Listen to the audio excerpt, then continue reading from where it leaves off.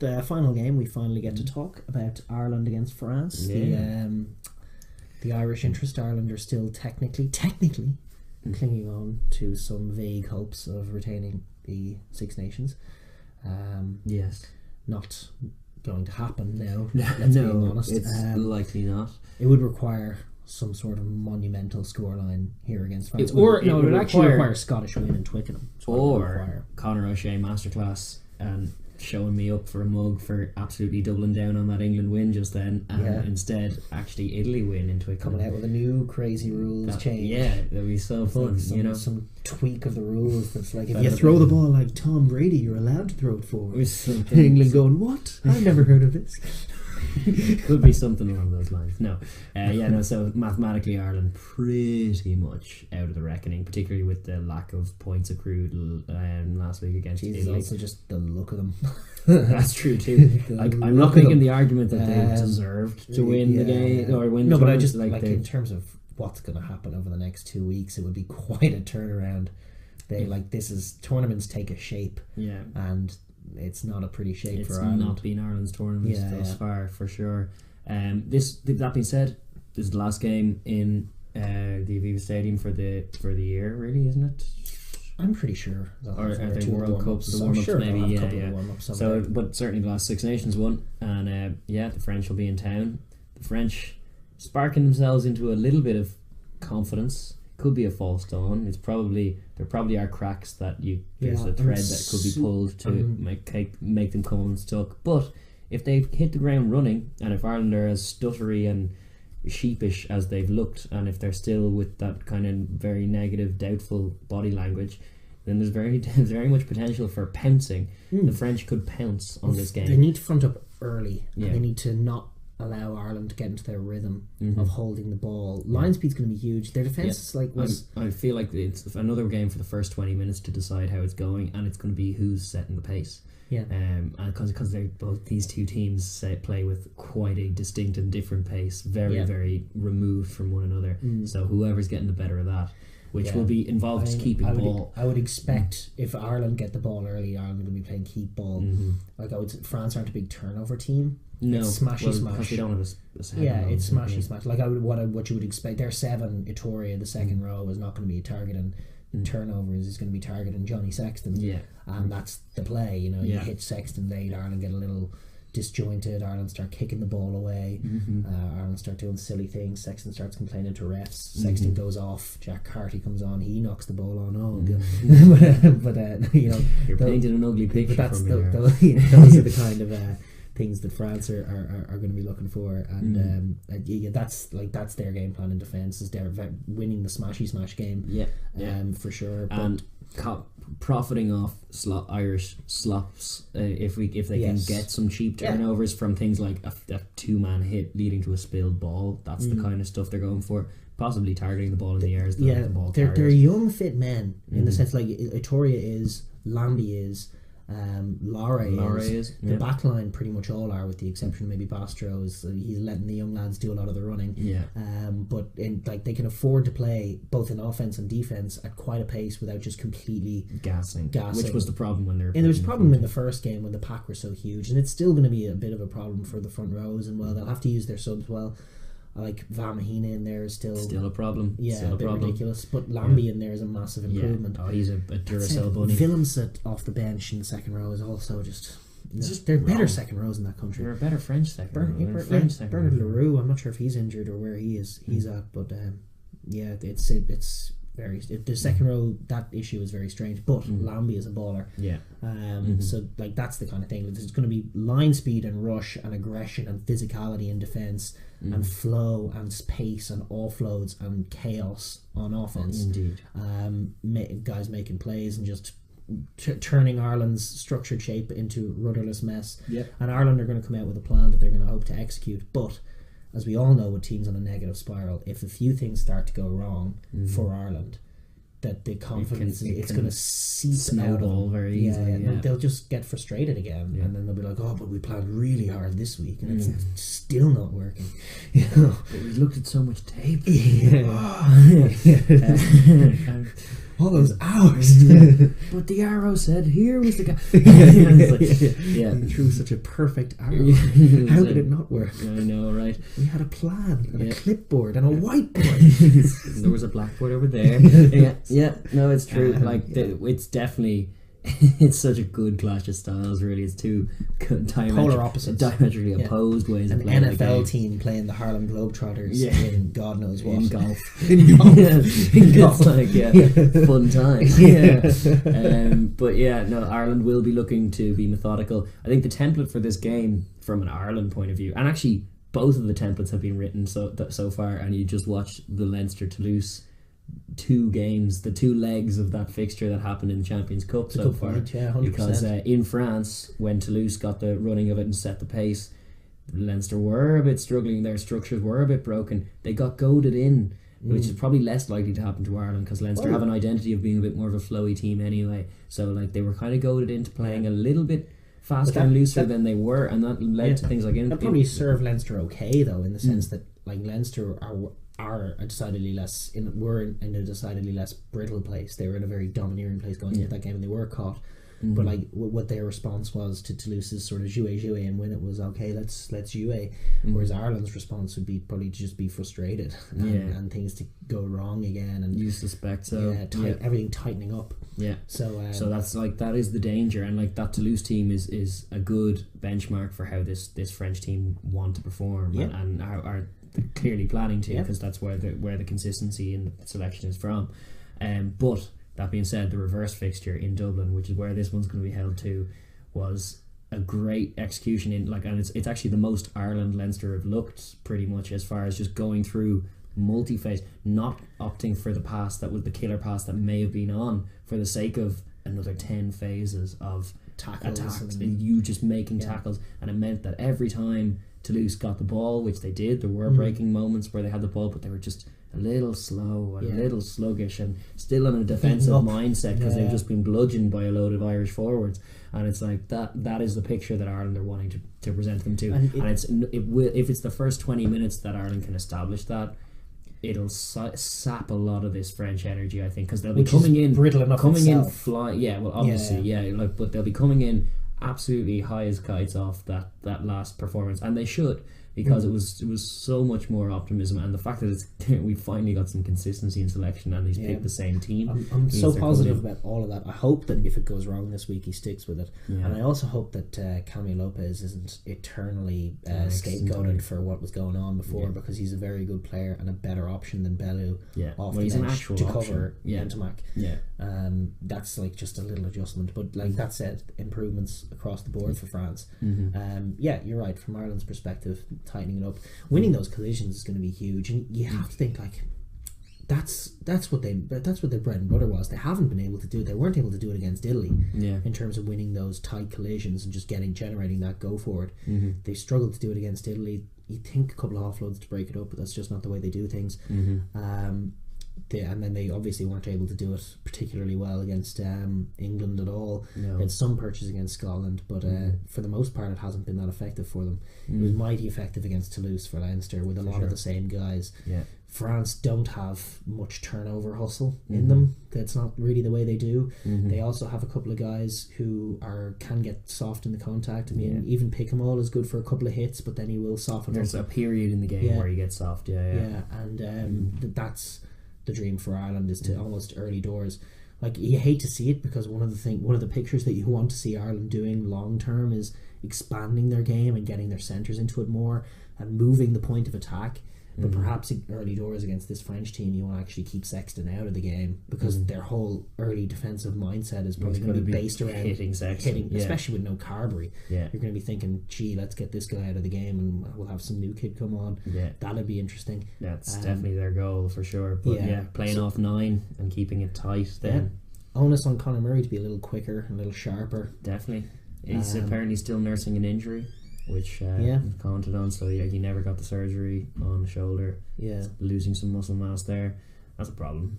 He should have got surgery. They still may, or I'm not even sure what the whole picture is on that. I wish I'd read more about it, but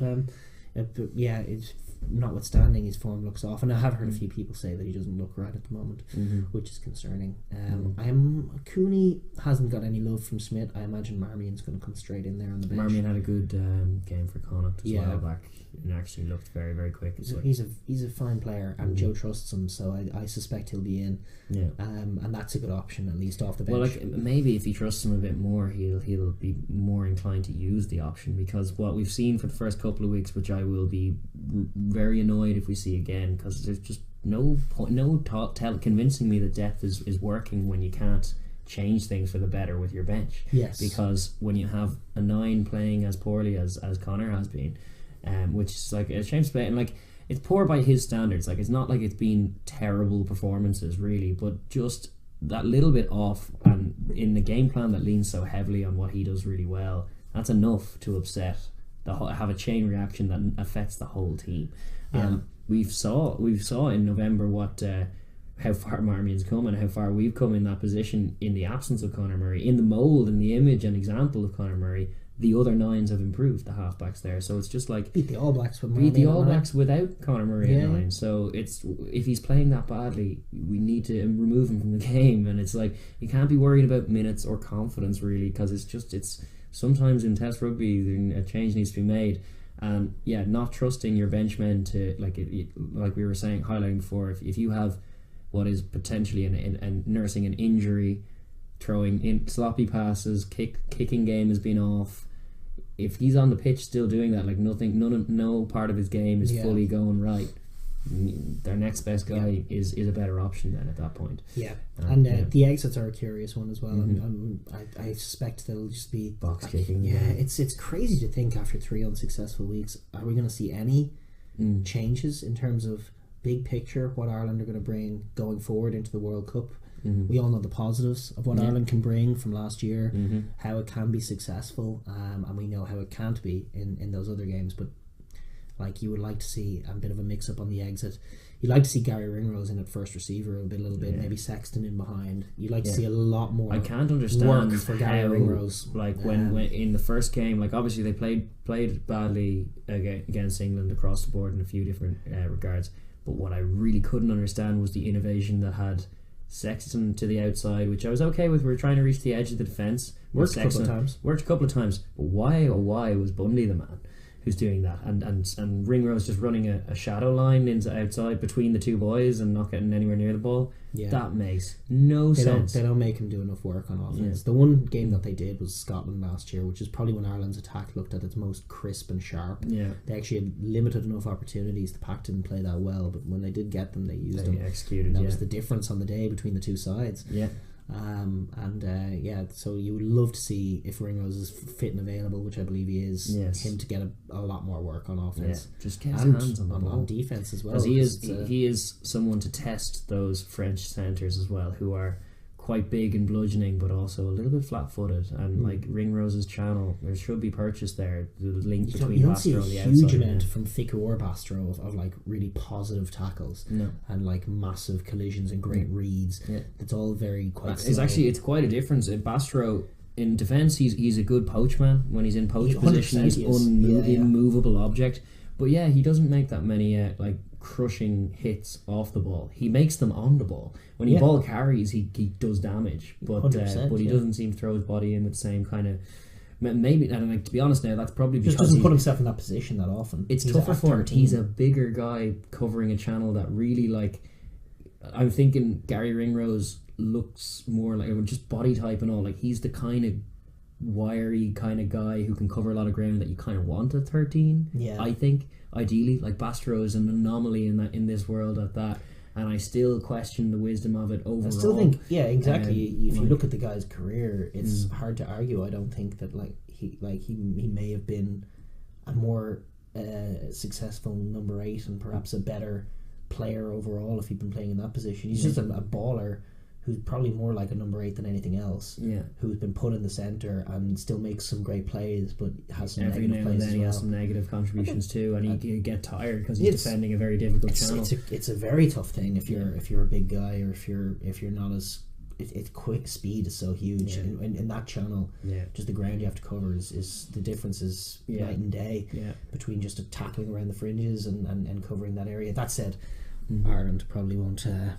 As inside there, the potential is there, but I don't know if Ireland will exploit. Well, it. We were calling for it in week 1 against England's unproven centre partnership. We didn't get it. We did get that innovation to try and get Sexton wider to try and get. The opening 2 weeks, the attack was all about giving Stockdale good matchups, which kind of worked. He had a couple of one-on-ones with Noel, but he almost got away a couple of times, but Noel managed to get him. Noel's combative in that area.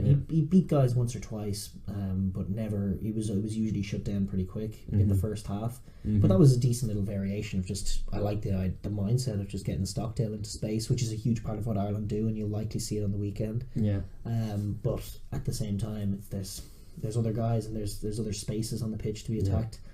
And if you're so focused on getting into Stockdale, then the defence that are looking, if you're presenting that picture all the time, all tournament long, surely they're going to be expecting that. So maybe it's time for Ringrose or Aki to deceptively take it through the middle.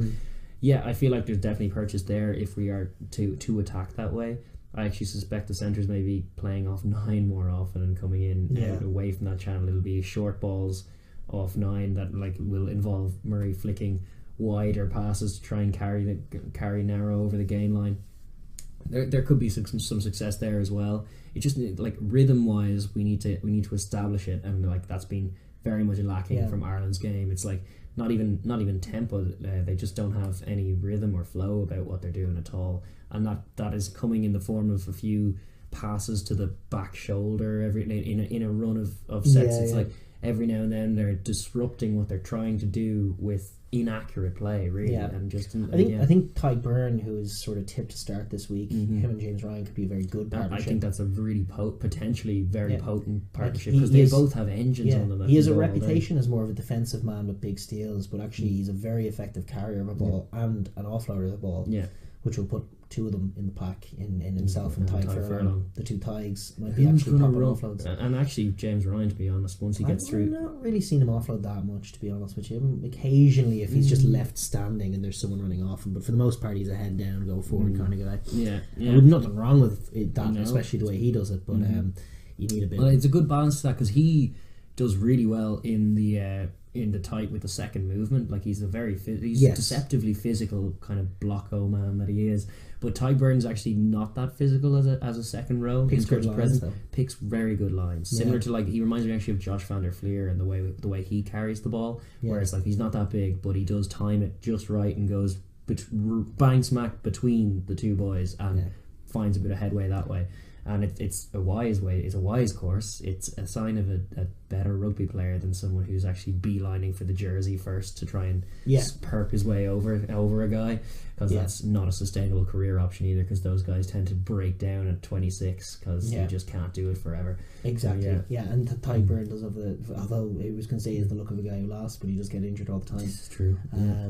Some guys just like that. Well, this is the argument that maybe he's a back row playing in the second row, which is sorry, that's me. Maybe, but I don't hate him as a second row. He's a good line out man. He's it's true. I've got no beef. Sometimes the back row and the second row is a good thing. A bit more pace. It depends how it'd be interesting to see how the scrum goes. I'd love to see that engine room is an untested one, because I'm pretty sure Quinn Rue's favour being in favour in the team, in the squad, comes down to a lot of the work he does at scrum time, really, because he's very, very powerful. It's true. He's a functional man, and a Mick Carney of a thing. No, listen, I got no beef with Quinn Rue, but the scrum, I think it'll be strong enough. You won't have CJ at the back pushing again. I think it's one of the thing about the Irish scrum at the moment is they're very good at just retaining their own ball, but they don't really do anything with it. No, they sometimes win penalties off your scrum. Rarely. Sometimes the stats don't. I think there was a stat I was watching. I think it was Off the Ball, one of their podcasts of the weekend. And that they were making the point, someone on there was making the point that stats wise Ireland have one of the highest percentage rates of ball retention at the scrum, but actually one of the lowest in terms of generating turnovers from scrums, and that's including penalties and everything else. We had about maybe 2% or something. And the All Blacks, by contrast, by no means a scrummaging brilliantly. Nobody's brilliant scrummaging team, but they have like 11% of the scrums that go against them they actually manage to turn over. There you go. With a penalty or some other decision. Well, it feels like we have the tools to do that with the front row that we have, with the front rows that we have. Yeah, with the line out struggling as it is. I would love to see, and the French prioritising scrums as much as they do, particularly like against France. It would be a great psychological blow to be able to land early on if you're getting penalties and scrums. And it's actually one of the pictures that works well for us against Toulouse. Yeah, a couple of good positive scrums, and to my mind, Cian Healy as a technical scrummager, there's few better than him in the world. He has lost a little bit of muscle in recent years. It's come to the detriment perhaps of his elite scrummaging. But maybe to the benefit of the rest of his game. He's lost a couple of kilos, and he's not suffering from the ankle issues that he had been suffering, that I'm pretty sure from just carrying that extra weight. He had recurring problems with that because he's still trying to be the nimble ball running guy that he was, but he was actually carrying too much weight to do it, and it was like But in recent times it's just been like Tadhg Furlong as well as a great example. In the Tunuku game against the All Blacks, he really did get him. But they don't do it enough. They don't actually go out to attack a scrum. They just use it as a platform. And with the other set piece waning as much as it is, like it's almost a snobby thing that you think of it as like a tier 2 move. We're Brazil or we're Georgia. We're just going to identify around this and use it as a penalty generator. But it can be hugely effective. What annoys me is that we're actually like our strike plays off scrums tend not to be as effective as our line out ones for some reason. That's because there's 5-10 meters between the back lines as opposed to 20. There's less you can do off scrums unless you're in like that. I don't know. You can do a lot with scrums, midfield scrums, but we definitely don't keep it and drive when we have the edge a lot of the time. We do kind of flick it out and get into our process. But we also don't go for the drive enough. I mean, there's a few times that I've seen Cian Healy have very positive body position on a tight head, and that just extra niggle doesn't come. They feel set and they feel comfortable, and then they just sort of hold the push and make sure that they keep the ball. Which is Demba Bamba's it's proper scrummaging. But, it is, but Demba Bamba's a big guy. Like he's very strong. He's probably stronger than Cian Healy, but he scrums very high. He's very high. If you watch him, he's like he gets away with it, but he looks like a young tight head, like young Tadhg Furlong was getting a lot wrong in the scrum, and then he sort of fixed it over time. But and he never truly got punished for it except for one or two games. 14, I can't remember. I do recall a few instances definitely where he was just a big guy, technique guy, exactly, got shown up for not doing it right. And that's the case with Demba Bamba, and I just think Cian Healy, Cian Healy has a good habit of schooling boys props that he's never come up against before. He has a good habit of lining them up and schooling them on the art of scrummaging. He is great. Like the Carl Heyman game, he has a great list of guys that he's ticked off, that he's beaten out the gate. Looking at that Toulouse game again, that oh god, what name escapes me. Oh my god, what's your man's name? Charlie Femuina. Charlie Femuina, thank you. Gee whiz. What a game he had in Dublin. That was Cian Healy. Cian Healy monster. There was a couple of other plays in the loose. He got a bang in the loose that was exacerbated thoroughly by one or two Cian Healy scrums, and then he was off because after whatever was 30 odd minutes or something. That was a losing picture for Toulouse. Definitely. And it would be if he could do something similar to Demba Bamba. Who's another big guy, ball busting, likes going to be throwing himself around in the loose as well as in the scrum, but if he can get that purchase. And I've seen Cian Healy have some malice in his scrummaging before, but again, probably more often in Leinster colours than in 100% right, especially in recent years. They don't do enough off the scrum. They have arguably the most naturally talented scrummaging props in tier 1. I would go as far to say. In fact, they do. Like Mako's manufactured a good technique, but he never quite had it originally. The Welsh props are functional. The same could be said for the All Blacks. Outside of maybe Beestem Tawira, outside of those guys, and the Springboks, you'd say probably the most natural scrummaging forwards, and they don't do enough with it. Especially when their line-out's malfunctioning. It would be a great penalty generator for them if they could stick to it and try and triumph that way. Yeah, it's true. That's an interesting point that I hadn't realised about the lack of turnovers. But then when I think about it, because it's for Leinster, it's such a constant generator of go forward and penalties, and it's just very often they get into full on attack mode and destroy the scrum, and it's you'd like to see a bit more of that. Particularly, as I said before, against this French team, who are going to be looking for that to be working for them, and as soon as it's not, like this is you want to be deflating their confidence slowly but surely, but methodically, piece by piece, ticking off the aspects of the game. And it's very, very Schmidt like. It's very micro oriented kind of game plan to try and focus on just removing all of their assets slowly but surely. And surely a part of that is scrum dominance. Would be a lovely feather in the cap at that point as well. Conversely, if Demba Bamba's manages to show up Healy or the other side, Poirot gets the nudge on Tighe. That's a very positive picture for France. Indeed, and it lets them grow and settle into the game. With Itoria and Laurie and Picamole in the back row, they have a very big pack with a very big, just the weight of them is massive. Yeah. But I don't think they scrummage all that well. So I think it's an area that Ireland should be looking to profit from. Yeah. That said, is there anything more on that Ireland game? What do you think is going to happen? I am thinking that Ireland are going to win it. I wish I knew. I wish I could speak on any confidence.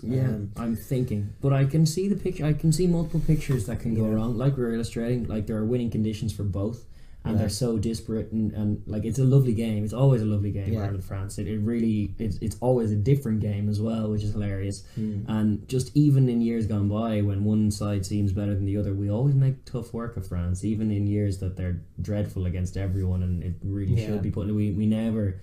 Like we still have historical precedent for thinking that rightly that France are class. And we have that little fear and respect that leads to possibly sometimes when we're probably a bit more superior playing them back into the game, but also kind of raising our game when France are in a position that they're good.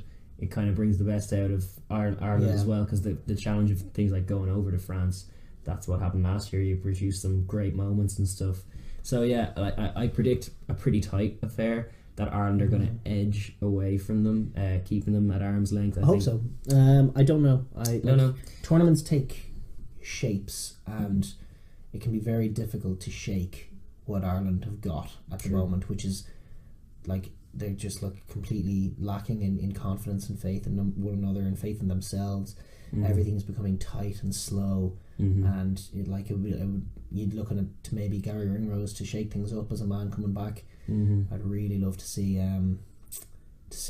Jordan Larmour get the nod over Keith Earls and maybe get a bit of pace and excitement and youth in there. But we haven't seen that so far, which is just another negative story this week in terms of just Sean Cronin being axed from the team, axed from the squad, after starting his first ever Six Nations game. It's just this great player who's a great, he's been a great servant to Leinster, and I think we made the point last week that a part of coaching should involve actually getting the best out of people and bigging people up. It's something that New Zealand are great for. You put on the All Blacks jersey and your brothers and people are there for you, and you actually play above yourself. And then Sean Cronin for years now, and part of that's going to be personal responsibility on him. But for years now, he hasn't delivered an Ireland jersey what he's been delivering in a Leinster jersey. But definitely, a part of that has to go to the coaches, and you have to point and. They seem to just treat him with the stick. They discipline him, they drop him. He's the first man to get blamed. It's factually wrong to suggest that he was at fault for a lot of those lineouts. I mean, especially those ones to the back that he was getting critiqued for overthrows. I think there was maybe one overthrow, and the other two, timing issue. And the timing issue. First of all, the lineout caller is Quinn Rue, and then the timing issue. The hooker throws the ball before the guy at the back jumps, because the ball is going to take so long to get them.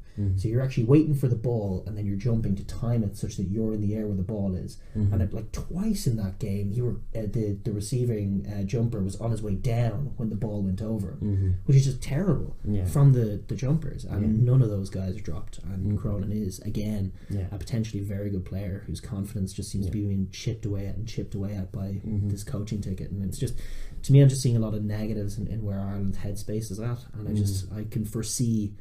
Hopefully, I'm wrong, but I can foresee consequences. Like a home defeat to France. I'm I can't really bring myself to call it, but I guess I kind of am. I have a sneaking suspicion that things could go wrong this week, and I don't rate our ability to deal with it right now if it does go wrong. Hopefully it won't. It'll go right. You'll get that picture of that travelling France who are just not quite there, and then it's all easy going, and you can win your collisions and get a bit of confidence, which would be ideal. Yes, that seems what they're shorn of for sure. But it's if France front up and come to play a game like Toulouse did, I think it could be a very dangerous game for Ireland, and I think if they do lose it, it's they're smart guys, and they will have time to fix it before the World Cup, but it will be a challenge for sure. Things will need to be fixed, and there will be all kinds of crazy nonsense going on in the media and all kinds. It's just what concerns me is that it's been 3 really negative weeks, and we're just stepping back and analysing the game and thinking about what Joe's going to do, and it's basically the same thing again. It's the same game plan every week, and it's going to be again basically a couple of variations here and there, but basically they're going to go out and do the same thing that they always do and hope that it works, which it didn't even against Italy. So I don't know. It's a point. It's a scary point. Here's hoping France don't turn up. I guess that's our perspective. Or here's hoping the real Ireland please stand up. Because when they're on, they're still very on, and like when Sexton's pulling the strings and making those subtle variations, and with Ringrose in there, a bit more flexibility, a bit more creativity, there's still scope for this team to improve, and it's like they're not done and dusted, but they need to vary it up. That's it. We've rambled on about it far too much. So yes, we'll park it there and say, come on, Ireland. Come on, please settle my nerves. Thanks for watching the Overlap Rugby podcast. If you want to subscribe, there should be a button up here. Don't forget to give us a like and share with your friends, and please leave comments down below. We love the conversation. Thanks.